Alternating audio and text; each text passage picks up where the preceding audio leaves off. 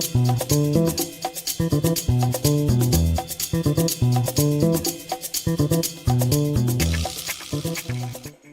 get nuts indeed. Go Blue Jays. Just kidding, Dodger fans. Or am I? I don't know. What's happening, guys? Welcome to Film Junkee Live. Hit that like, thumbs up, subscribe to the channel if you haven't already. Let's have some fun. We got a little bit of DCU news, not much. Like I said, we're just in that time where there's not a whole lot of news. But we got some things to talk about. And then, of course, this damn Ben Solo canceled project, which everybody keeps on talking about. And there's more details, more frustrations, and fans are frustrated. It's crazy. And then, of course, the box office. And then, of course, it. Welcome to Derry. All right. Now, I have a problem here, guys. YouTube is not cooperating, and I can't pop out the live chat right here. Let's see. Yeah, it's not working. Still not working. Okay, hold on. Yeah, we're good. All right, so I can't pop out the chat and bring up your guys' chats because YouTube is giving me the little the monkey dude with the hammer. He's giving me the monkey dude with the hammer. So I can't pop out the chats right now, but I can still say hi to you guys. Like, hi Ryan. He says Snyder Colts eyes up here. JC for an award. He said, please, this was dog. Well, he put the poop emoji. Only Gunn writing. He put the apparently he likes the the poop and the dick emoji. He likes that. Fans have a hard on for. If Dune 2 struggled to get awards, and by all logic, this shouldn't get any. Somebody explained to JC for an award. Somebody explained to him that every studio puts their major movies in for consideration for everything. It's not a new concept, but I knew there was going to be people that were going to, of course, take it a little too seriously. But again, that's how, that's why I kind of put it in there, because then you get like these chuckleheads that click in and want to make their opinion be known to let you know that this is real, And it's like, yeah, man, yeah, we know. All the studios do that. All the studios do that. So we got Hard-Boiled Eric. He said, best picture, I'll believe it when I see it. Yeah, it's not going to happen. If it happens, it'll make the Dark Knight snub even sadder. Yeah, it won't happen, guys. Come on. It's just, this is what studios do. They do this with all their big... They submitted shit for Minecraft also. But yeah, good to see you, Ryan. We got Fear Jason out there. You got Danny, Man of Steel over Superman 2025 for noms. All right, I don't know how that correlates to that, because that was 13 years ago. Anyways, okay. Superman was not that good. Yeah, of course. Yeah, it's not going to get that. Let's see. We got Mr. Droger right here. What up, Dave and Chad? I'm drawing Hawkwoman as Feora at the moment. JD McGray. What's up, Dave? How's it going? It's going pretty good, except for the chat thing is not working. That's what sucks. So I can't bring up your guys' chat. Finally watched the new Austin Butler movie. Yeah, I still have to watch that movie. We got James Noel. Hey, Dave, Man of Steel is a lot better. Okay. Again, you're just preaching to the choir right here. What's going on, Taladia Plays? We got Dell in the City. What's going on? Caught Stealing was a great movie for sure. I saw it in the theater, and I liked it so much. I saw it again and had to get friends to come with, and they really enjoyed it. No, I definitely want to watch it. So, what's going on? Game City Glory 8. What's up, Dave? Anybody else? Bad Clark. Monique. Let's see. Happy Monday, everyone. Instapot sweet corn, leftover potatoes, and short ribs on the menu. Nice. Sounds delicious. Yeah, we got Jose right here. Let's go Dodgers. Yeah, they are up right now. Last I saw, Ohtani just hit a home run, right? At least he's fired up against Scherzer. I wish they would have started Kershaw. Why not? But Roberts doesn't have that faith in Kershaw, and obviously the Blue Jays, they have faith in Scherzer. So that kind of sucks. It would have been cool to have a World Series game with Scherzer and Kershaw, but Roberts does not trust Kershaw, which kind of sucks. Anyways. Let's see, Dell, good to see you. What else we got? We got Zahir. Why can't we just have both the Snyderverse and the Gunverse? As a normie, I love them both. There's a little thing called money. There's this thing called money. That's a big part of it. Big part of it. And, when you have shared universe stuff, you basically want to focus on one big package. Yeah, there's going to be some Elseworlds things, but yeah, I would say money is a big thing. Big thing right there. So that's the only thing. All right. So yeah, sorry guys, I can't pull up your chats right now. I don't know why it's giving me the broken message with the something went wrong monkey thing. So I don't know. It might be something. I don't know. I don't know what it is. So we're just gonna have to work without it. But I appreciate you guys, and I'll try to pay attention because I still have the feed up. So I'll pay attention to some of your guys' comments by all means. Talk. Keep on talking. We got plenty to talk about. Hopefully you guys had a good weekend. I already messed up, guys. I already failed. Well, I kind of failed twice this weekend. You know, when it comes to like Patreon and members and stuff like that. I did say that I wanted to do the Saturday version of the Vodka stream on this past Saturday. But sadly, again, this month has just been absolutely insane. Absolutely insane. I thought I was actually going to be like, all right, this weekend I think I'm going to actually just, stay home and work on some things and catch up on things to watch and whatever. Nope, that didn't happen. Buddy of mine who frequents, he's a member of this brewery. This brewery, what they do at this brewery, it's actually a pretty cool idea for like their loyal customers. Let's see, make sure that, okay. So he was creating his own beer and they were launching it. He created his own beer with this brewery, so he launched it on Saturday and he's like, you got to show up. So I was like, all right. So I showed up. 10% alcohol, by the way. 10% alcohol for this beer. That's insane. That's absolutely insane. So, yeah, so that happened. And then yesterday, I was trying to bring back my Sunday night little solo podcast thing for the Patreon called the Sunday Evening Podcast. I was gone all day yesterday. It was my nephew's birthday. So we took him to watch football at this sports bar. We had breakfast, did all things. And then I went to Mama Film Junkie's house after that. And when I got home, I thought I was like, you know what? I'm going to record it. But then I was like, I am so freaking tired. It was a long day. And I didn't get the best sleep the night before, so I just went to bed. So hopefully this weekend, I could finally have a weekend where I don't have to really go anywhere. I've been just, every weekend, something's happening. So hopefully this weekend, we'll do the Saturday version of the Vodka stream. So if you're part of the membership club of this channel, which of course if you want to do that, we every Wednesday is now Film Junkee Live for the members only. So if you guys want to take part of that, I promise you I'll set the right time this time, because last week I fucked up because sorry, it's that day job thing that's frying my brain a little bit where I'm just like, huh. But yeah, I set the wrong time, so there's not really any people in the live chat, but we'll do it right. We'll do it right this time, this week. And everything. So I appreciate you guys. You know how it is. Let's see. The Glove Official. Good to see you. Outside of Kingdom Come, the Snyderverse isn't coming back. Yeah, unless Zack wants to do a Kingdom Come story, which he's perfectly capable of doing. And Jay Oliva said that. And that would be really the only thing to do. Because I don't know how many times I have to remind some of these guys that Justice League was shot 9 years ago. 9 years ago. 9, and it took 6 months. I looked at that today because I was discussing something with somebody today about a certain something, and I was like, oh yeah, that took 6 months. So yeah, these big movies, if you're in 2 big Justice League movies, that's gonna take a year to shoot, probably longer than a year. Pretty crazy, but yeah. I would not be surprised if something like that would happen. Do like some kind of Kingdom Come movie, and after he's done with doing all his other crazy stuff, Mr. Zack Snyder. Yeah, we'll see though. Hard beer, right? Yeah, that was definitely that. To be honest, I wouldn't mind a nomination of score for Superman. I love the score was pretty great. Yeah, we'll talk. We'll talk about that news about obviously every studio puts their big movies for consideration for awards. That's just what they do. And I love it. Every year, you always get people online going, they get all snobbery about it. And just like, some people in here are getting, at least that one guy in the beginning of the chat, it's like the snobbery. I love it when you bait the snobbery. When you see that, you kind of just like, you see that snobbery. It's like, I get it. But it's not true. They do this. It's just a common thing that every studio does. So relax.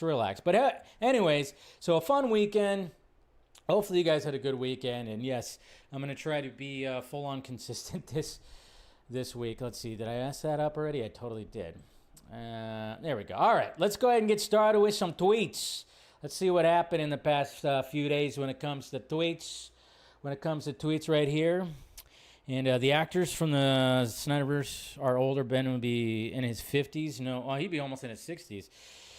Yeah, Ezra won't come back. Yeah, some of them won't even come back. You know, same old song and dance. But hey, what can you do? All right, let's get to the tweets. And yes, we are going to talk about Ben Solo and the new details of the Ben Solo Hunt for Ben Solo movie and how Disney didn't make sense that they dropped the ball with that one, because it's like, what?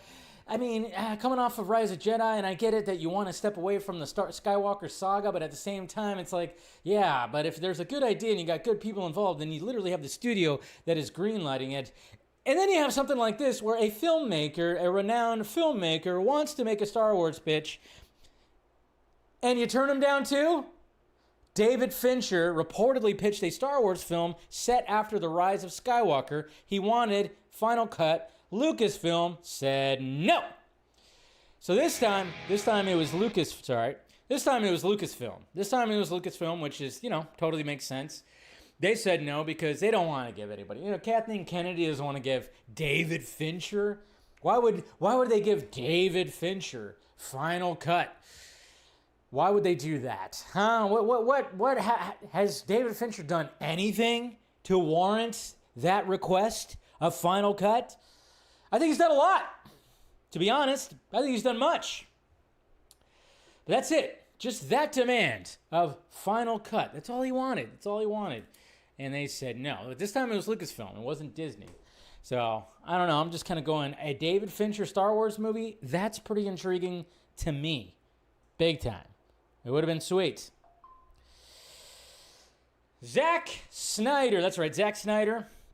He's been posting some random things when it comes to his Instagram. And, obviously people are freaking out about the, of course, the DC images that he's posting. And we're going to actually bring up another one that he posted that, of course, a lot of people freaked out about. But he posted something from yet another movie from the past. The movie that put his name out there. I think that when it comes to this movie, there was Dawn of the Dead, but when it comes to a 300, let's face it, that put him on the map right there. That's the one that put him on the map, because everybody, of course, is still trying to emulate his style when it comes to this, with crazy new camera rigs just to shoot the movie the way that it was shot. And it's still gorgeous to this day. But he posted this right here of some Spartan warriors. This is from his Polaroid.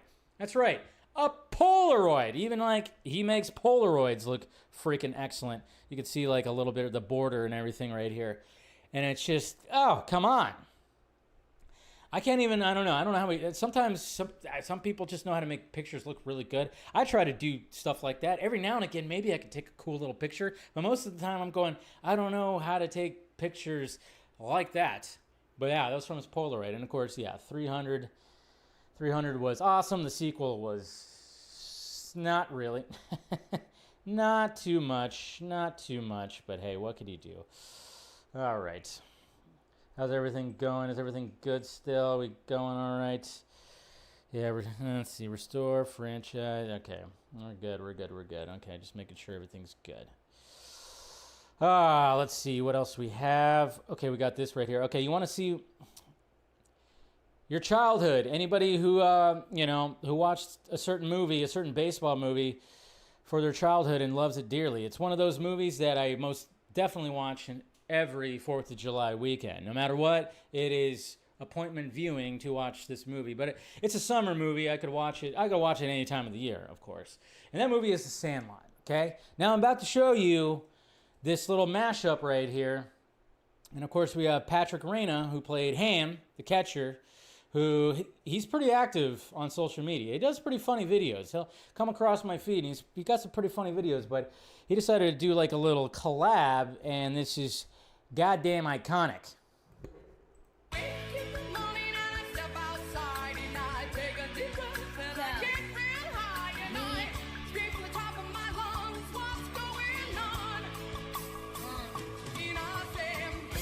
Squints!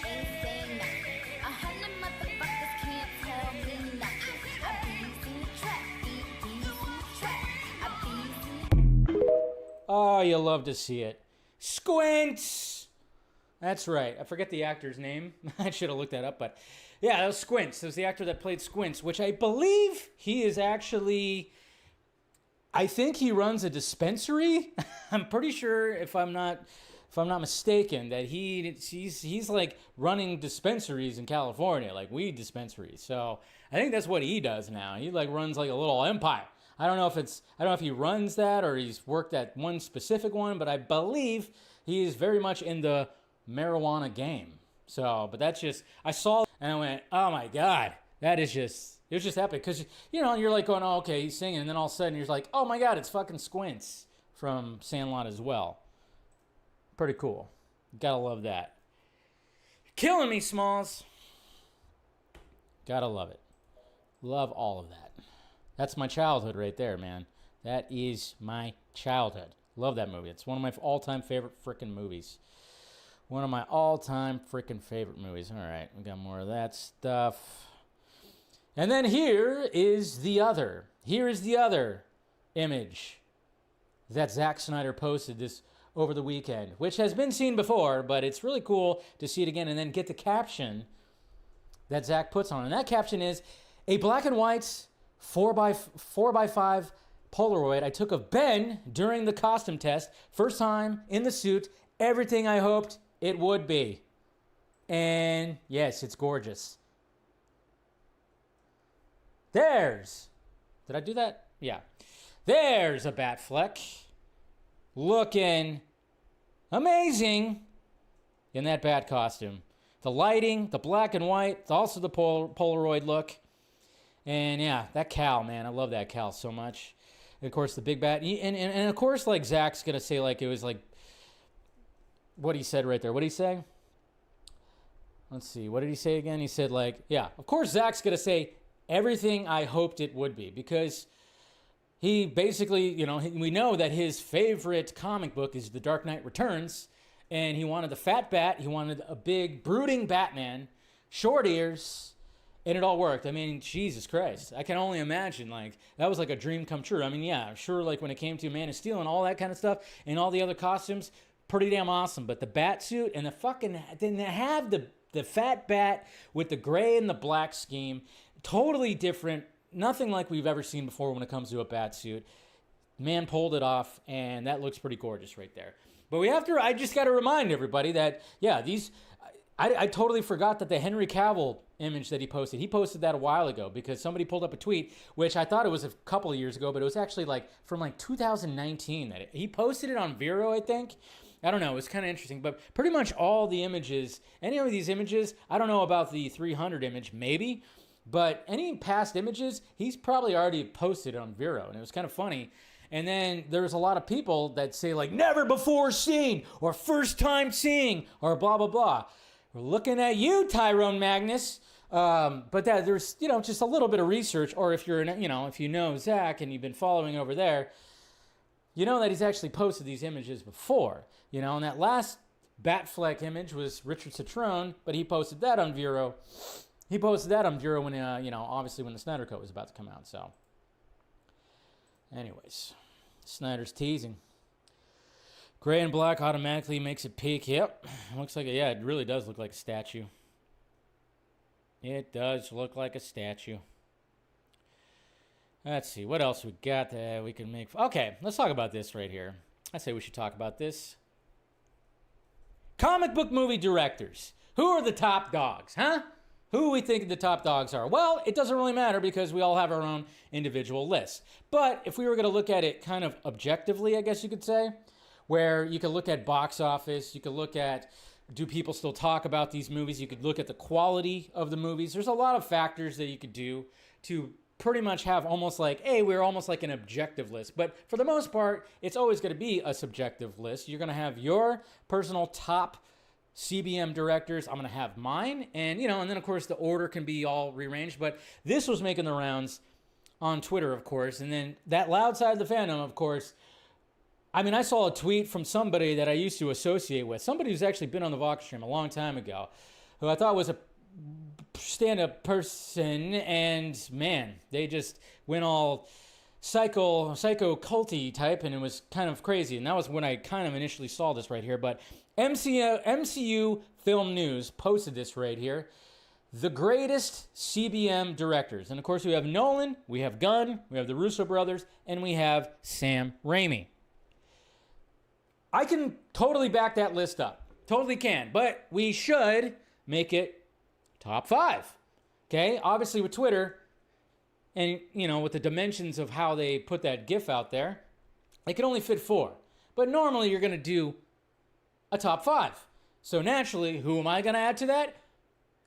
Zack Snyder, of course. I would say he's up there. Which I think some people, even if you don't like him that much, could be like, oh yeah, could totally make an argument for that. Because, I mean, if you look at what these directors, including Zack, have put out there when it comes to CBMs, they've put out the most memorable and some of the most profitable movies, for sure. I mean, Chris Nolan, of course. Dark Knight trilogy, 100%. The Russo brothers, they pulled off Infinity War. Yeah, Endgame wasn't as strong, but they still pulled all that off. And of course, Civil War, everybody still raves about how good Civil War was, or is. And then of course, now they're going to be taking on the next 2 Avengers movies. Sam Raimi, of course, naturally.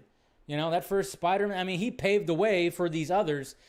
Basically, well, I would say that Raimi and Nolan paved the way for the others for sure. And then of course, like I said, Zack Snyder, because you know I'm a Zack Snyder fan. Loved what he did when it came to the genre, 100%. BVS, Man of Steel, they're my top favorite movies in the genre.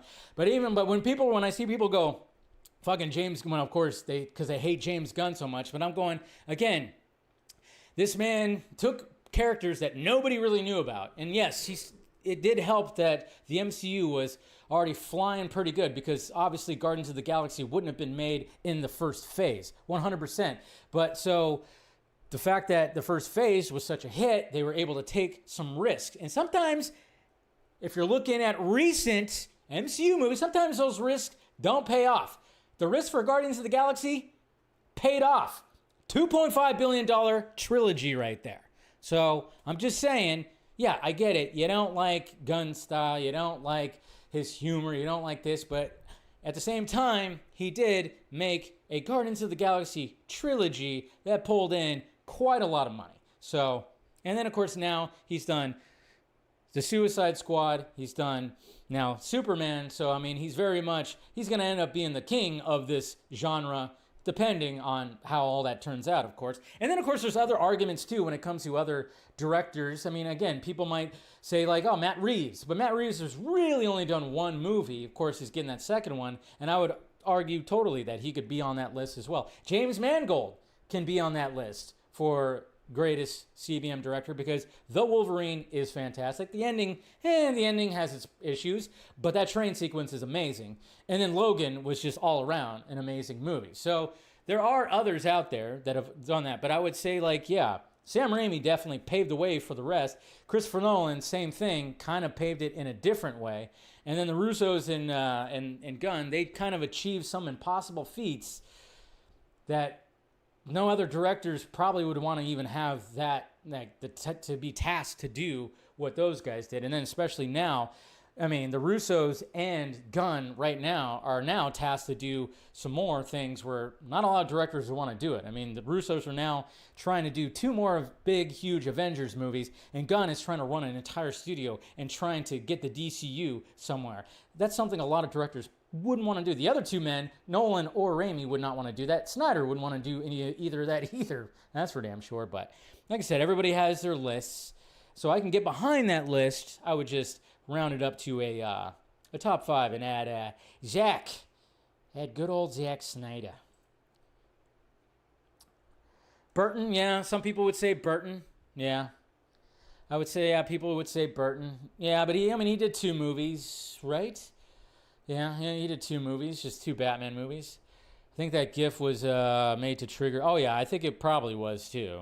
It probably was. There probably was a little rage bait right there. Matt Reeves, the Spider-Verse directors. Oh, yeah, Phil Lord and Chris Miller. Yeah, like I said, there's really just everybody's going to have their own lists. You know, not everybody. And there's going to be some people that say they don't like what the Russos did. There's going to be people that say they don't like Raimi did. I don't know anybody who said they don't like what Nolan's done. That seems to be It seems to be pretty objective that that Nolan is always going to be there when it comes to, at least, well, when it comes to all genres, really, but when it comes to the CBM genre. But yeah, there was a lot. I mean, when I went to my For You side, I mean, I saw some of the most ridiculous.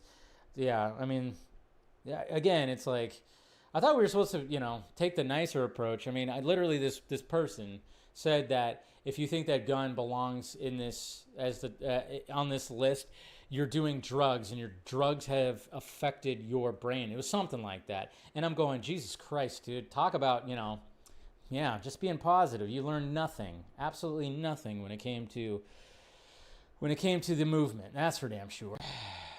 And then I love this right here. Speaking of Zack and speaking of Logan, am I wrong here to think that obviously Zack, again, every day he's posting something from the last photograph set. I almost think when it comes to days off, or like if he's had where he's had days where he's maybe not shooting and maybe he's not. I don't know what the schedule is like. I guess you can't really have days off, but that's what I'm wondering when he peppers in some of the other images he's posting on Instagram. Well, he posted this image right here, and then tell me that his star, Stuart Martin, who is in Rebel Moon, he was also in Army of Thieves. Tell me he doesn't look like fucking Hugh Jackman in Logan right here. I mean, everybody was already saying that he looks like Hugh Jackman, but right here, it's flat out almost just like Logan, full on Logan-esque right here. Less gray, but it's there. But again, a beautiful shot. Another beautiful shot from Zack. This movie's going to be absolutely gorgeous. I mean, again, I'm just have so high hopes. I have such high hopes for Zack with this movie, just to show the doubters out there that he's more than just the slow-mo action sci-fi guy.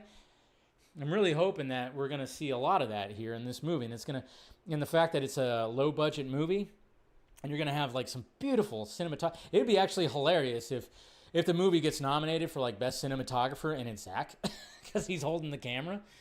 That would be insane. That would be actually absolutely insane if it ended up being good where it got nominated for awards next year. That would be insane. But the cinematography is going to be pretty damn good. I mean, if they look anything good like these goddamn behind the scenes shots, holy Lord.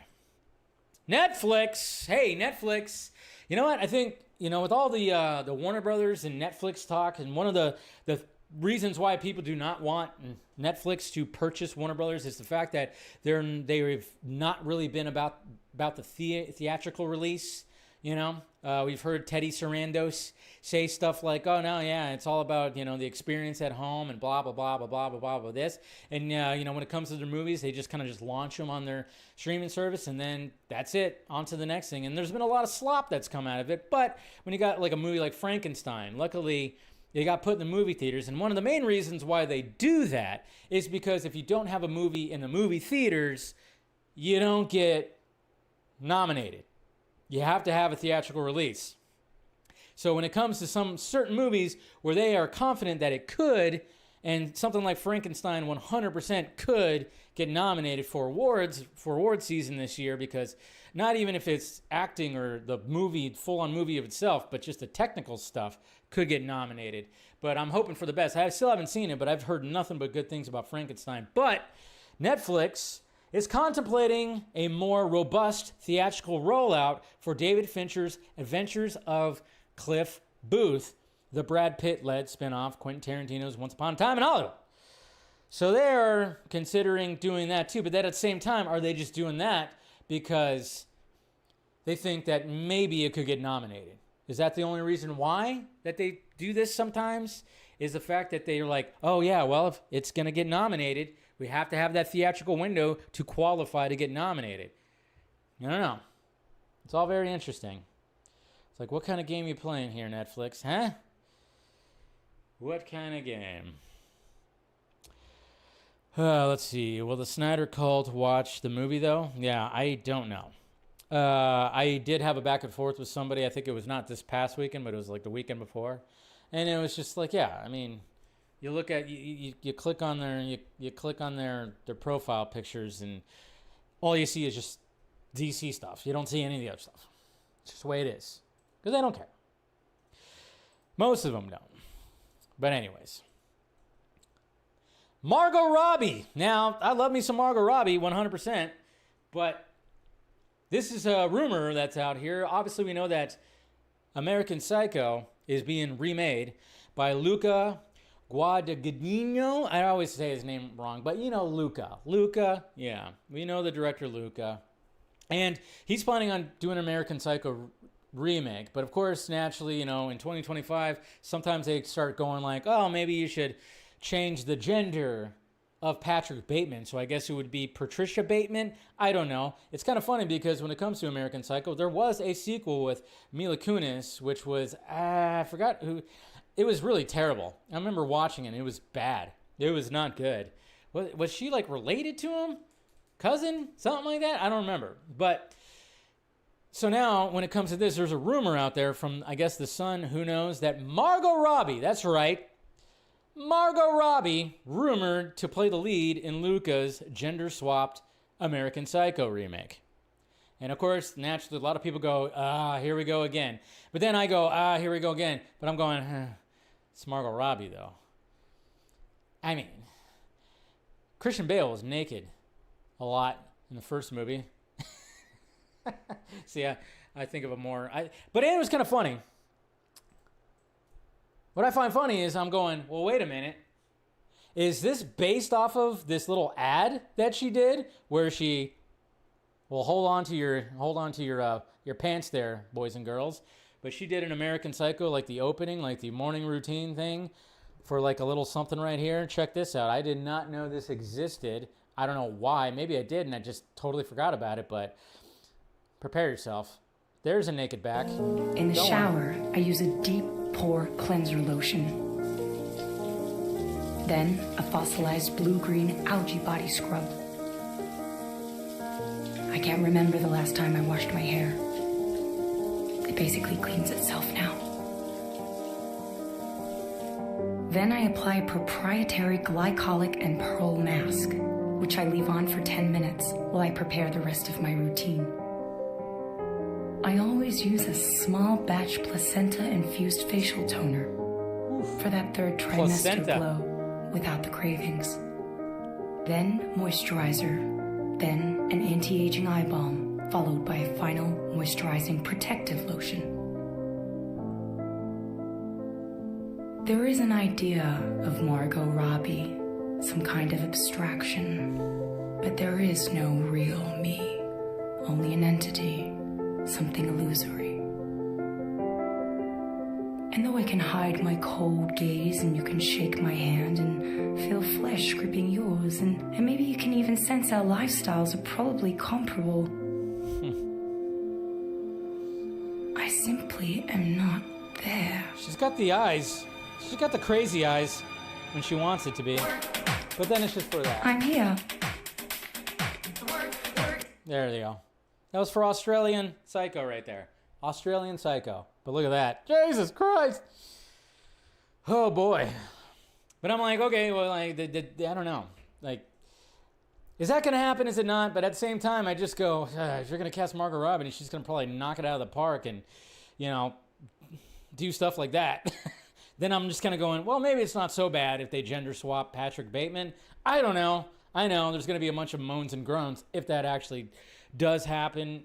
And it's probably going to happen because I think Luca is very much going to probably do that. It seems like he's a progressive director, so he's probably going to take that more progressive approach. So prepare yourself, conservative side. You're gonna have about, you're gonna have another playlist of videos where you're gonna be complaining about Luca gender swapping American Psycho, even though it really doesn't matter all that much. But then again, like I said, the trade-off could be, a naked Margot Robbie.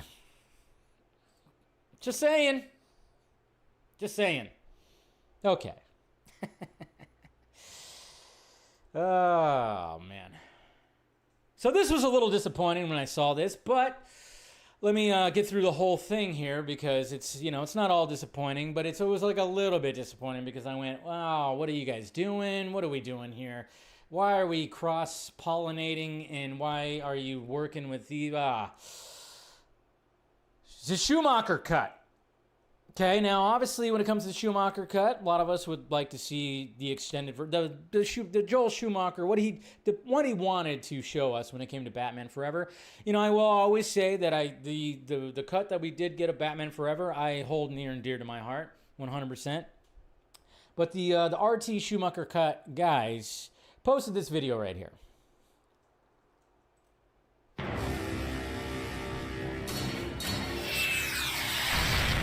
Netflix? What? Oh no.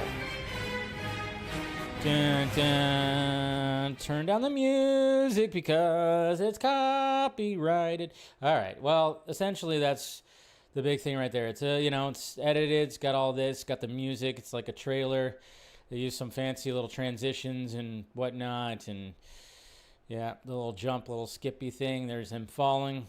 With that scene right there, always cool to see, you know, the Batboat and the Batwing, the Schumacher cut. And then, of course, they put this right here, sell WB to Netflix, and then cross-pollinating that with the release of Schumacher cut. Oh, what are you guys doing? Ah. Bum, bum, ba-dum. Where's my drop? Oh, crap, where is it? There it is. Because getting the Schumacher cut is not worth Warner Brothers getting bought out by Netflix. That's all. I mean, I think a lot of us would agree with that, and a lot of people did. A lot of people actually pushed back against their posting of this.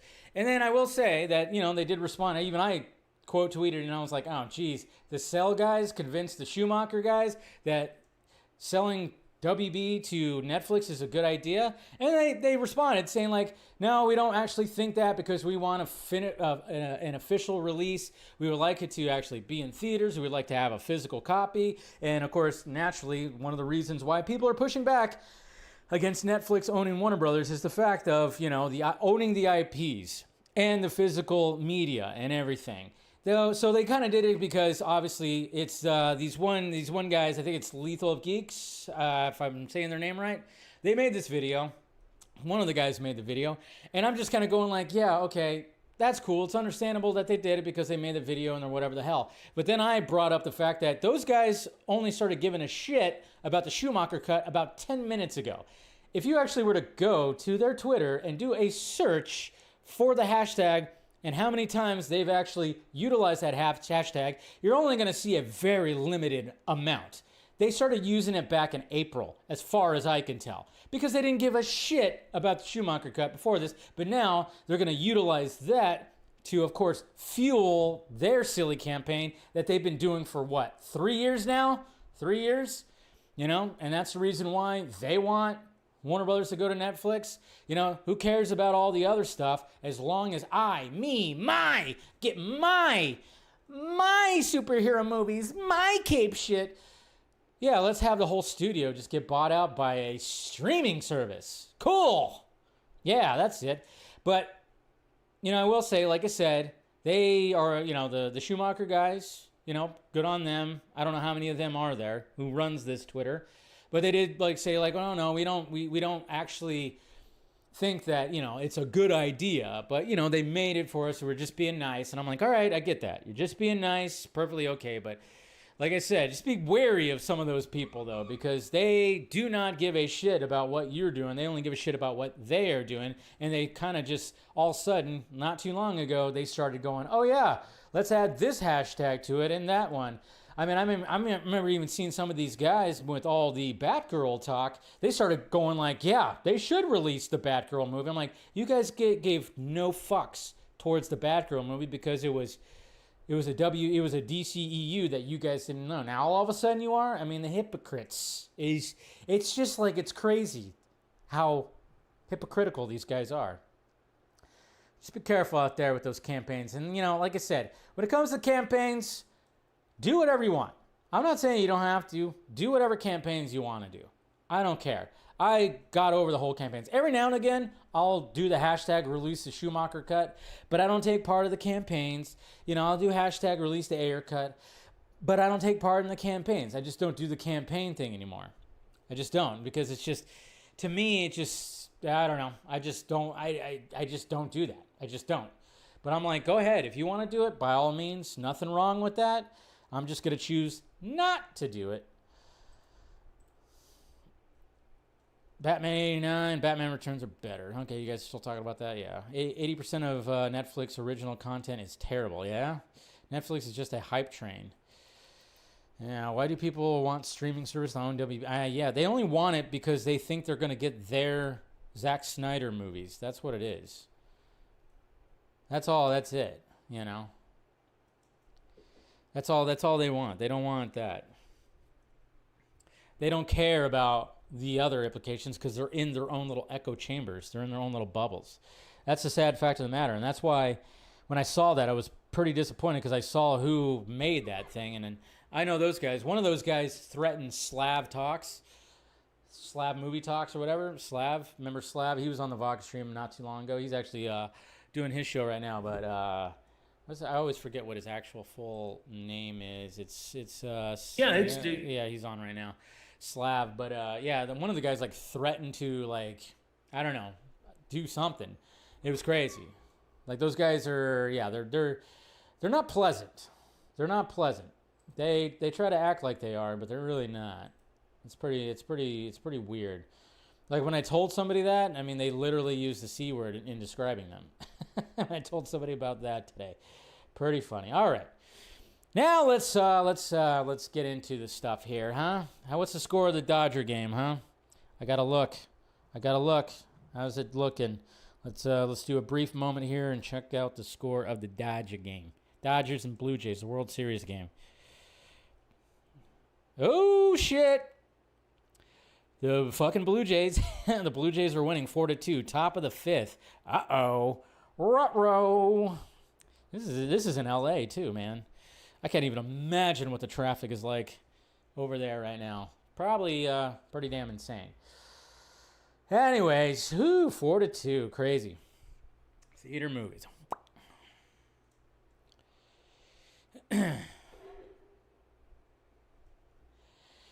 All right, so let's go ahead and let's see, what do we got here? I swear it sucks that I can't just see your guys' chats. I have to like pull up the whole page. Stupid YouTube, but hey, it's gonna be all right. All right. Let's see, what do we got here first?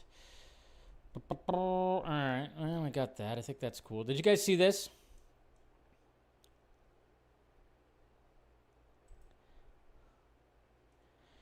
I wonder when this is going to actually, or if this is going to show up. Maybe it will, maybe it won't. Some people are even thinking that it might show up in Lanterns, and I don't know if it would actually show up in Lanterns, but maybe it will, because it's something, you know, obviously when it comes to this universe, and you got good old Guy Gardner, who is just, you know, he's just a big slut when it comes to being represented, having money, getting the accolades and all the stuff, getting worshipped by people, and of course, naturally, he's going to come up with his own little energy drink. Electro Punch, Power, Punch, Repeat. That's a little standee right there, on sale now. What the F? That's funny. I didn't realize he had the Green Lantern symbol on his belt. That was from Notch C110603. They posted that, and some people were thinking that that was actually from the set of Lanterns, which it very well could be. Would not be surprised if that, or that maybe was something that was on the Peacemaker set that we didn't see, but I would think that James Gunn would definitely let that be seen, so that we might actually see that. We might actually see that in Lanterns. Who knows? I don't know. Superman Nielsen ratings. We already talked about the first week when it came to Superman and the Nielsen rating, and now we got a new list. I guess this is the following week, or it was the past week. I can't remember. It doesn't really say right here. Sadly, it doesn't. I think it was the past week. It wasn't like this past weekend, but it was the weekend before. It was that week and into the weekend, and we got new numbers when it comes to it. Right here, obviously, K-Pop Demon Hunter's still number one, but look at that! Bumped up to number 2. That's right. Past Elio, 28 years later. All that. So that's pretty crazy.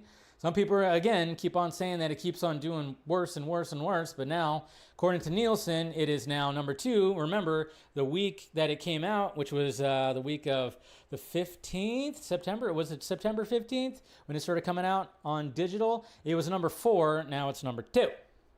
And I know some of you out there think it's a big number 2, but hey, feel what you want, it's fine.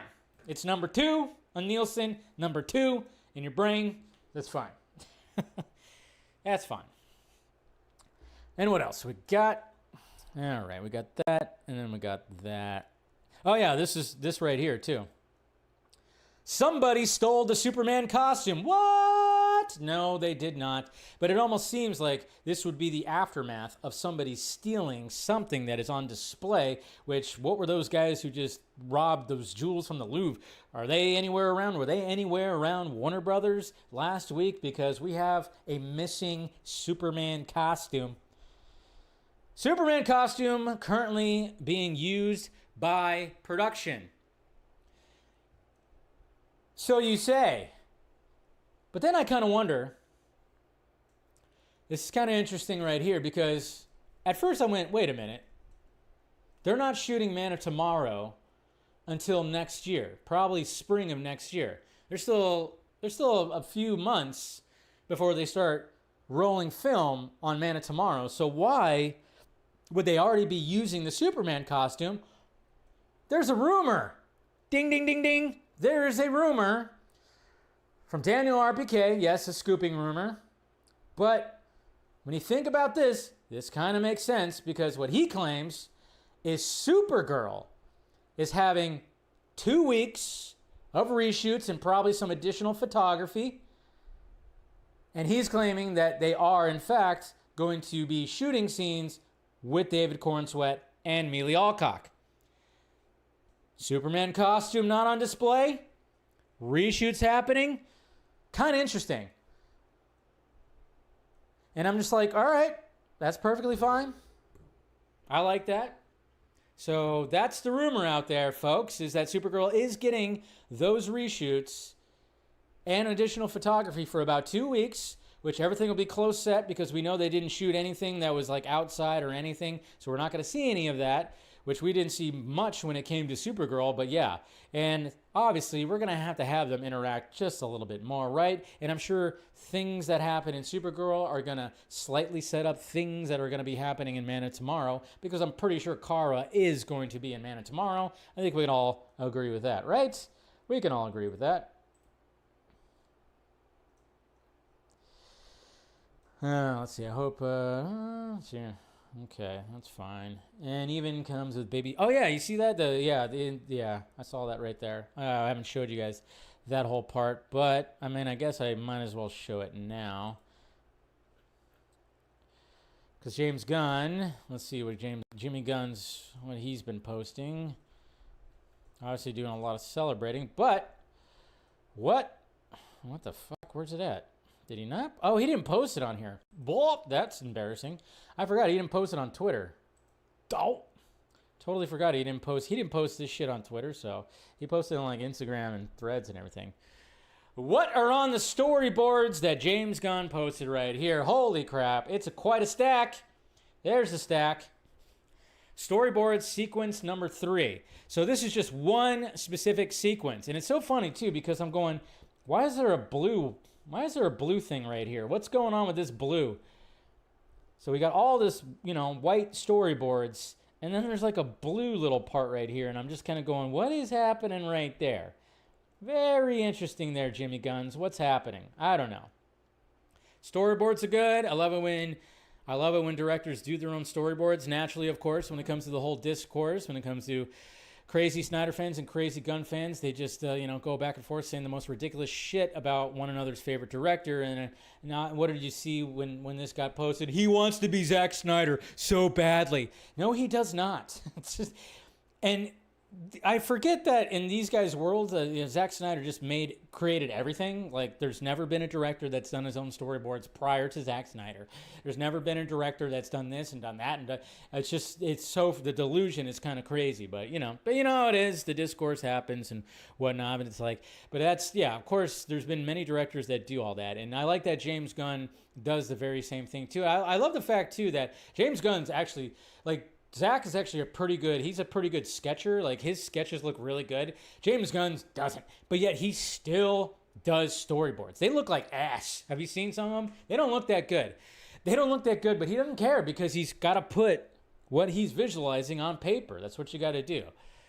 So I don't know what's on those. It's just interesting that there's that little blue one. It's like right there. Just right there.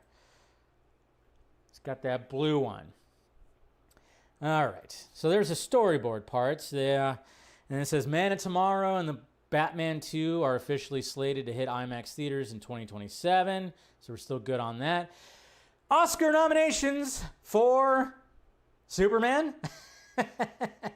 Well, Oscar considerations, we should say.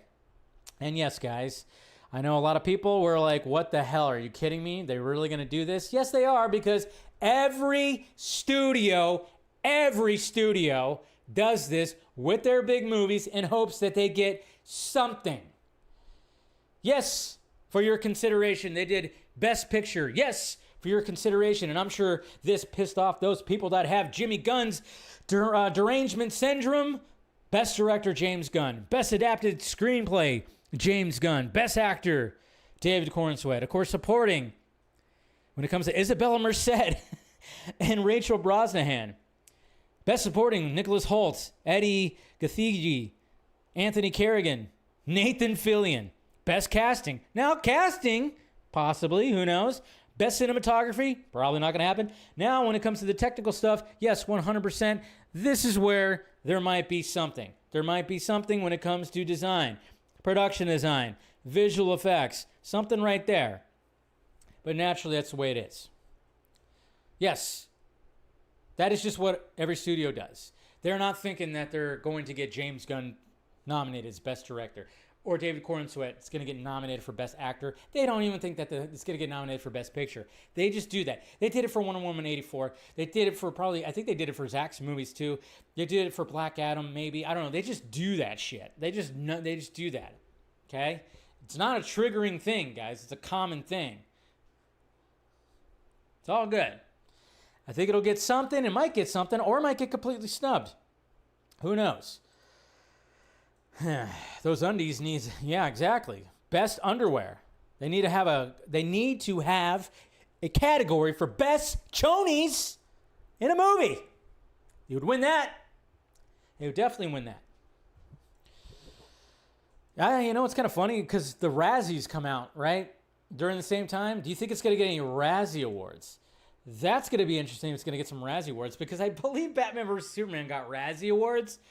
I am pretty sure that Batman vs. Superman got Razzie Awards, which is like, yeesh. So I'm kind of wondering, I mean, who cares about the Razzies? It's all just a joke anyways. But I just wonder if Superman's going to get some Razzies. Because like the people are going to go to town on that. The discourse is going to get crazy when it comes to that. So Jimmy Gunn's decided to, hey, you know what? Let's celebrate an anniversary. Celebrate an anniversary of a certain character that we're going to see next year when it comes to the DCU, and that is Clayface. And well, he posted this right here. Happy anniversary to the Paranolian, I can't even say the word, misunderstood villain Clayface. I'm trying to find Paranile? I don't know. That's that. Just my mind is going blank on that. I can't read right now. Can't wait for you to see, of course, Tom Reese Harris bring him to life on the big screen. So he posted this cover right here of the first appearance of the monster that is Clayface, the menace of Clayface. Batman and Robin defy the menace that is Clayface. He posted that right here. But what's interesting is, well played. Well played, Jimmy Guns, because if you guys watched the first episode of Welcome to Derry, guess what shows up? Perfect. Right there. Little Easter egg. God, when things cost 12 cents, you gotta love that. But you have one of the kids reading that very comic book, and I'm like, oh, very well played there, Jimmy Guns. He knew exactly, oh yeah, I gotta do that.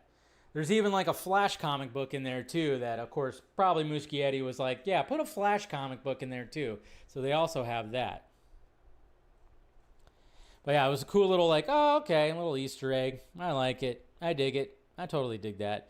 There it is right there. So you have the Flash, and that's that specific cover that has Jay Garrick and Barry Allen. That I think they when it came to CW's Flash, I think they recreated that cover at one point, which looked pretty cool. Like it. I like that stuff. And let's see right here. And then now we go to the Batman Part 2, and we got Andy Serkis right here who has read the script, and he said it's great. It's a good script. It's really good. I don't know why I just go into a Trump impression when that happens. It's great. It's really good. Best script ever. But yeah, that's pretty much what he said. You know, wasn't anything big, wasn't anything, you know, crazy when it comes to that. But then also we have Colin Farrell. And let me pull this up because did I bookmark it? I think I might have bookmarked it. But I don't know. He talked about it. Where is it at? I know I saw it. Oh, crap. Of course. I'm not going to be able to find it now. I saw it and then I lost it. Oh, here it is. Found it. It was on comicbook.com. And we got Chris Killian right here talking, you know, asking him a little bit about Batman Part 2. Well, if you were a gambling man, I'm only asking this because I work for comicbook.com, but would you wager money on fans getting a second season of The Penguin? Ooh. Oh, I don't know. I have a bit of a... Generally speaking, I have a bit of a negativity bias, apparently. I've been told by various people close to me. So I would say I would bet against, but not by much. I know that the powers that be are thinking of storylines that could justify another 8 hours, because it all goes off Matt Reeves' world, right? It all has to, like, it conveniently worked that killing the death at the end of Batman and the devastation within Gotham opened up a power vacuum that then Oz could try and capitalize on. That was perfect for the parallel 8 hours that we had, and then the film will pick up whatever a few weeks after the show ended. But I kind of bet against, but not by a wide margin. Well, if you were a gambling man, I'm only... So maybe no Penguin Season 2, but we did get a little nugget right there when it came to a few weeks. So it is going to be a few weeks after how the Penguin ended. So a few weeks after that, which of course makes sense. I think we already kind of knew that we knew that Matt Reeves' story was going to be very much pretty tight. It wasn't going to have, like, 2 years later. It was just going to be like, yeah, even though it took that long, which made us all a little nervous, but at the same time, they're going to be able to still pull that off. So there we go. I think that's about it. I think that might be about it when it comes to DC stuff right here. Yeah, I just had to find that. I think there's anything else when it comes to DC. Yeah, that's pretty good. So hopefully, yeah, I'll get to Dell. I'll get to the my review of Welcome to Derry. How's the game looking? He wants to give me an update on the score. And while we're doing that. Oh, this Ben Solo movie. Holy shit. It's crazy. The details when it comes to this Ben Solo movie and the fan reaction has been truly, like, kind of mind-boggling, because myself, when it comes to this, I've said it many times that, man, it sucked that we only got about 15 minutes of actual authentic Ben Solo, where it was... We had to endure Kylo Ren and his whiny ass for 2.5 movies. I mean, it was intriguing because you see the growth, you see the little backstory. There were some good things in there when it came to Kylo Ren. Overall, Kylo Ren was still a good villain, good antagonist. But once we got that Ben Solo at the end of Rise of Skywalker, it was like, what? We're only going to get this for this long? And it turns out, obviously this all started with Adam Driver, who gave an interview and said he was working with Steven Soderbergh about a Ben Solo script called The Hunt for Ben Solo, and Lucasfilm was perfectly, like, ready to go. They were like, yeah, we like this, we do this. They gave it to Disney, and Disney said no, which is crazy. But the fan reaction, and let's pull out some more details here. I had them saved. Let's see. There we go. Let's see. There was that round. Yeah. Okay. So we got some more details here. All right. So we have Steven Soderbergh right here, who commented, who decided to chime in when it came to this as well. Steven Soderbergh reveals that The Hunt for Ben Solo was the first time Lucasfilm had a finished script and that got rejected by Disney. I asked Kathy Kennedy if LFL had ever turned in a script, which is Lucasfilm, I'm guessing, has ever turned in a finished script for Greenlight to Disney and had it rejected. She said no, this was first.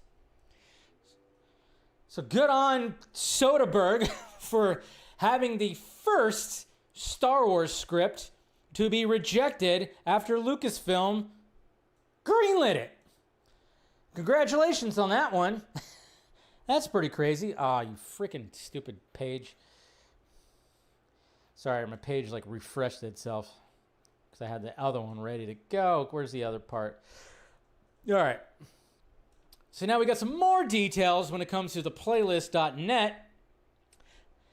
Rebecca Blunt, that's quite a name, was the screenwriter of this script, apparently. I'm sure she was working with Adam Driver and Steve Soderbergh. Scott Z. Burns was paid more than any other screenwriter in Lucasfilm history to complete the script. Kathleen Kennedy, Dave Filoni, and Carrie Beck were directly involved throughout the development. The film had a final script, budget, and was ready to start filming before they presented it to Disney and got rejected.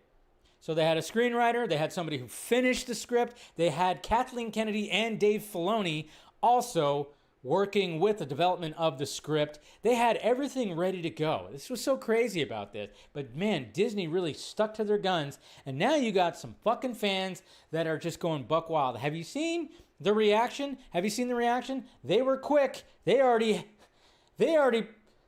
from the Snyder Cut stuff and some of the other ones that followed suit when it came to that. Quickly, they got a plane and they got a banner, Save the Hunt for Ben Solo, on that banner. What the? They're working quick, man. Working so quick. And all you have to do is just type in Ben Solo. Just type in Ben Solo in Twitter, and you're seeing like hashtag Ben Solo lives, hashtag the hunt for Ben Solo, all the stuff on all social media. You got official Star Wars page, France, posted Ben Solo. You know, how Disney can bring back Ben Solo videos. Petition asking Disney to greenlight the hunt for Ben Solo currently has 3,753 signatures. An exclusive interview with Ben Solo has something. I'm alive, motherfuckers. Oh, man. But yeah, you just have all this stuff. Star Wars fans want Adam Driver's The Hunt for Ben Solo movie so much, they flew a banner over Disney Studios. Yeah, so a lot of people, look, there's even people posting like little things right here. Have you seen this man, Ben Solo? I mean, they are going to town. After a fan hired a plane to fly over Disney Studios in Disney Studios in California, another purchased a billboard in Times Square to support for the scrapped Star Wars project. So there's going to be a billboard in Times Square as well. Going pretty crazy. This right here, and this is Azuri Art 2023. This is from 2023, 2 years ago. But this right here was part of the reason why having a Ben Solo movie would have been cool, because you have Jedi and you have, I don't know what you call Han Solo. You call him what? Drifter, kind of badass, fucking knows how to use a blaster and talk his way out of things. He's a hustler. So you have like a Jedi / hustler, space hustler.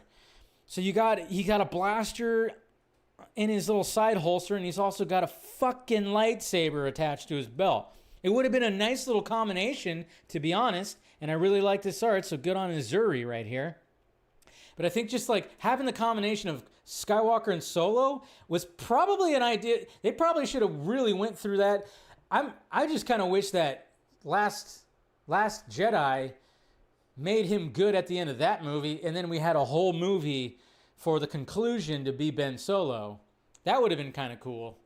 I don't know. Again, just seems like there's a lot of things where they just did not know. Disney and Lucasfilm just kind of like, it seems like Lucasfilm is trying to figure out how to right the ship, and then we got Disney that is kind of preventing some of that stuff. I don't know, but you know, good on fans, man. I mean, fans are working pretty quickly when it comes to all that, so pretty crazy. I don't like the idea of characters coming back. Yeah, I mean, if it doesn't happen, Scoundrel. That's a good way to say it there, Drogo. So you got Scoundrel and you got Jedi. Make sure of that. I'm the Purple Man. Here's the Purple Man again. Sadie Sink is Sapphire. Yeah, fans are fun. I mean, we'll see what happens. We'll see what happens when it comes to that, but it's gotten a lot of traction. I tell you what, Star Wars fans are quick. Star Wars fans are pretty damn quick. Just be positive. Be positive about it, guys. Don't be negative. Box office. All right, we got the box office report right here. And again, anime continues to, of course, just like horror, the horror genre, but the anime genre also. When these movies come out, they rack up some money. I mean, obviously it was a slow weekend. It wasn't going to be anything too crazy. And you know, you guys all saw the movie. You heard me talk about the movie. I saw Shelby Oaks on Thursday. Gave my first reaction. If you haven't watched it, please go watch my reaction or watch the beginning of the Vodka stream and see my full-on review of Chris Stuckman's debut. But here's the box office right here. Chainsaw Man, the movie, Resi Arc. I haven't seen anything of Chainsaw Man. I hear it's pretty crazy, and so I might have to do it. It made $18 million domestically over the weekend. This movie cost like $10 million to make, and look at it. Internationally, 90.75. So it's got $108.8 million. Yeah, this movie, I think I saw somebody said the budget was like 10 million or under, so it's just crazy how these movies just rack it up. And then we have Regretting You, which wasn't getting the best of reviews, but it actually had a solid little opening right here. Not too shabby, 23.6. I can't imagine it was a huge budget.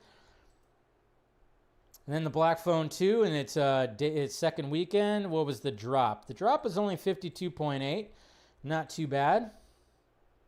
Oops, went back too far. Not too bad. So you got The Black Phone 2. And this one cost, I think they said $25 to $30 million. I think it cost $30 million. And now it's at 80.7. So this movie's going to end up being profitable, it looks like. And then you had Springsteen, Deliver Me From Nowhere. Didn't quite catch the audience that they were probably hoping for. Disney, this is a Disney Studios distribution right here. They just can't seem to catch a break in 2025, Disney. They're definitely hoping that this movie was going to do a lot better, but it only made $15.9 million worldwide. 8.9 million when it comes to domestic. Not that great. Tron Ares drops another 55.8% from last week. It sits nice and cozy at $123.4 million. So not really catching an audience. It'll probably catch a little bit of an audience on streaming for sure. And then you got Shelby Oaks, which, didn't really do much. I think we all kind of assumed that it wasn't going to, do gangbusters. It was getting mixed reviews. I even had, I thought it was a solid debut for Chris Stuckman. He definitely started off the movie very well. There's a lot of good tension. He knows how to shoot a movie very well. I think it just, when it came to planting certain ideas that he had in the story, he just didn't quite land with them when it came to the resolution or when it came to the end. So 2.3, and I'm not sure how much this movie cost. I think it had a low budget. I don't imagine that it had what it already has right now. So, like I said, yeah, it's been a weird reaction that Stuckman's been getting. I've been seeing some weird reactions to it. People were giving shit to Jeremy Jahns because he didn't like it. Jeremy Jahns he didn't like it. He gave it the rating that fun while drunk, the drunk rating or whatever. And then of course people were bringing up the fact that he gave that one documentary movie, like Am I Racist movie from that Matt Walsh guy, that he actually gave it like a good rating because he thought it was a well-made little doc movie thing. And of course, people now say he's like alt-right and everything because you can't just critique a movie. You have to, if you critique side is going to deem you a Nazi. How that is. So it's just like a lot of people bringing that back up, the fact that he actually said it was a decent docu movie, that one right there. So, yeah. And but I'm like, oh, hey, you know what?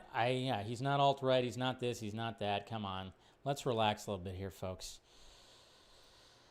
Let's relax. Did I freeze a little bit?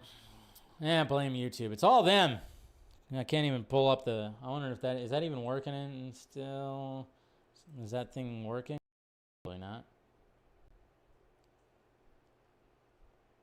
I think we're still good. Yeah, it even says error. YouTube is not receiving enough. Blah blah blah blah. Yeah, so there was like a little bit of a chop. Hopefully, it's not too bad. Oh, is it? Is it really bad? Nah, I think we're fine. Seems like we're fine. Let me just double check. We're almost wrapping it up anyway, so even if we're not fine, it's gonna be fine. Shut up. Shut up. Because I'm just gonna give my review of the first episode of Welcome to Derry. Should be good. Hopefully we're good. Uh-oh. Am I frozen?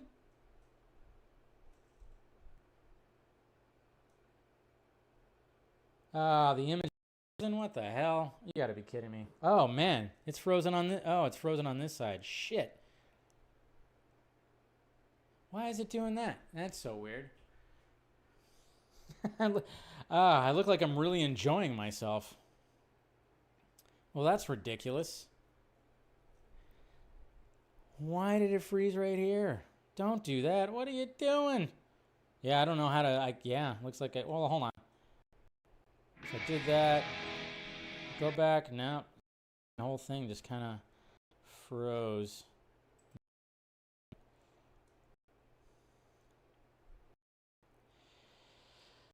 Oh, this stupid thing. So, how that? No. I think it's done. It's frozen. Yeah, my image is just frozen. It's a little bit. Yeah.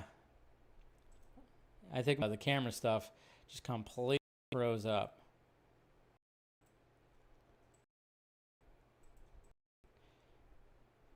Why are you doing that? Hold on a sec. It might just be my camera here. Hold on. Let me,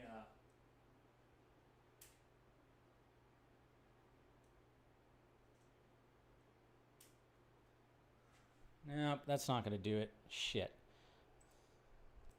It's completely frozen. Fuck.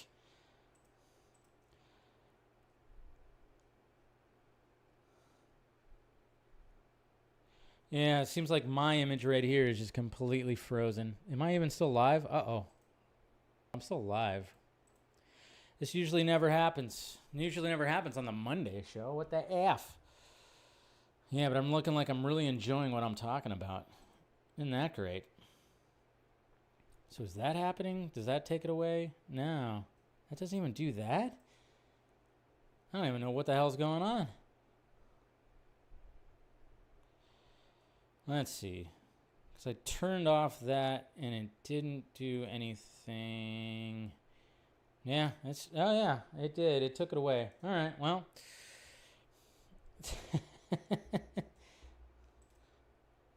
Yeah, this is on my end this time. This is definitely on my end this time. I don't know what the hell happened. But yeah, anyways, well, you guys can still hear me.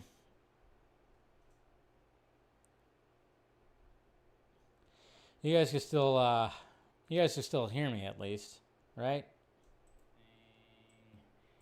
Yeah. Okay. Oh yeah. All right. I'll just go. I'll just continue on. Anyways, yeah. Since the image just completely, I would have to probably close out my entire Streamlabs in order for the image to come back. Unless you guys want to see the oh. Oh. All right, enough of that. All right, get out of there. Anyways, welcome to Derry, okay? Now, you can't see my face, but you can hear my voice. I'll try to emphasize my voice. Holy shit, episode. I did not think it was going to end like that. It is absolutely batshit. I am totally in on this series. I think it's the atmosphere of it, the time it takes place, the establishment of two different kind of storylines, one with kids, one with adults, specifically soldiers. This one soldier who specifically knows things about a certain thing. So I'm kind of wondering how they are going to blend those stories. But Jesus Christ, the ending of this, I did not... Well, I'm kind of going, wait a minute. That's how the first episode ends? It's insane. Fucking little... And there's no Pennywise, okay? You got to realize, I'm not... And this is no spoiler, but Pennywise is supposed to not really... It's already been revealed by Andy Muschietti that Pennywise is not going to be like he's not going to be, he's not going to be like a huge presence. They're going to do a lot of build up to him. And my God, this creature, which you probably saw in the trailer, that does some damage at the end. I was like, holy crap. So yeah, I'm all in when it comes to Derry. I did see a lot of people talk about like, hey, we owe Andy Muschietti an apology for The Flash. And it's like, hey, I don't know, people who turn on Andy Muschietti, ridiculous. They shouldn't have. I still think he's I think he's a talented filmmaker and storyteller. It's just The Flash was unfortunate when it came to how big the movie was and how much it changed and everything. But of course, naturally, people were talking about that whole thing, and I'm like, just whatever. Move on from The Flash, for God's sakes. The dude's fine. Dude's absolutely fine. Anyways, all right, guys. All right, so that's all of that. Let me go ahead and answer some questions. And I think, let's see. Okay, yeah. I don't know why. My image is completely frozen, but I can still show the Twitter questions. Man, and I was hoping this week was going to go smoothly. Jeez. Going smoothly. I hoped it was, but yeah, it didn't. It didn't. It didn't fully. All right, what do we got here? All right. Okay, so let's look at some Twitter questions right here. We'll start off with Eric. Hey Dave, the reaction to Ben's solo film. Yeah. Anyway, that's funny. They should call it that. The reaction to the whole news should prove the point, despite what a lot of pundits loudly proclaim. People are not done with Star Wars and are open to the redemption of a sequel era. Yeah, you bring up a good point, because a lot of people are always saying we got to move on from the Skywalker saga, and then this happened. Darkness Under the Wind, Dave, with Wilson Bethel revealing not only will he be in Daredevil Born Again Season 3, but Fisk will too. Does this mean he will still be mayor or get defeated? I think he's going to get defeated. I think he's going to get defeated and be exposed, and then he's going to have like a revenge arc in Season 3. That's my guess. Devin Wooter, hey Dave, are you, your dad, and your brother okay when the Mariners lost? Yeah, they're not Mariners fans. I mean, we were all going for the Mariners. You know, I was a Mariners fan when I was a kid during the Griffey era. He was my all-time favorite player. Still is. I think got the best swing ever. And I've been watching the Mariners for like the last 4 or 5 years again. So now, I was going to be like, yeah, fuck yeah, I'm going to root for them in the playoffs. But my dad's a Dodgers fan, so naturally he wanted to play the Mariners because he thought the Mariners would be an easier team. And apparently, yes, that is the case. Let's see. Do you think people will forgive Andy Muschietti for The Flash because people like Welcome in there? It's so stupid. It's like... You didn't like The Flash, okay? That didn't mean that Andy Muschietti is a fucking hack. I hate it when people react like that. One movie, one big studio movie, and all of a sudden, he's a hack. And then all of a sudden, yes, his strong side has been, of course, made the first 2 It movies, and then he's making this prequel series. And yes, he does really good when it comes to horror elements and things like that. He does well. I think he could still do a good Batman movie. He just has to make sure that script's like finely tuned. Then we got RT Snyder Cut parody, fake James Gunn fan. That's just a troll. And then we got Josh G right here. Hey, people think Warner Brothers will push Superman for the Oscars when in reality they are going to be pushing. Yeah, but they always push the big blockbusters. And everybody always gets all weird about it. Like the most WB will push Superman will be for the smaller awards. Yeah, and I think that's why they do it. People must be new to the film world, that they don't understand half the things, and it's annoying. Yep, exactly. You nailed it right there, Josh. I mean, that's the thing. It's like people, what I said, it's like they're not thinking that they're going to get a Best Picture nom, Best Director, Best Actor. No, they're just like, for your consideration, here's our movie. We filled out the entire thing, but we're just kind of hoping that we get the technical shit.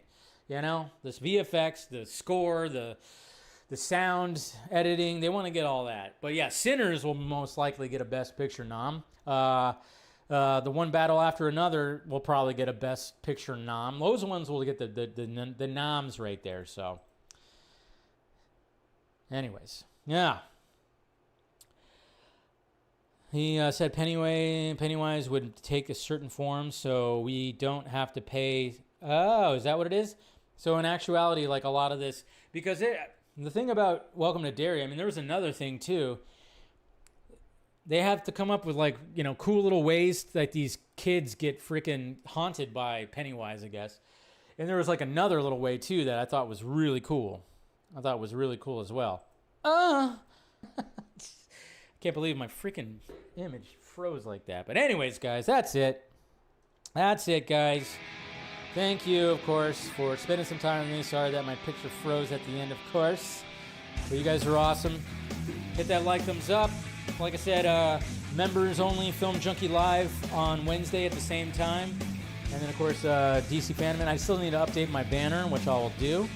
But I look forward to other videos as well that I'll be posting with anything that's any kind of updates or any kind of whatnots.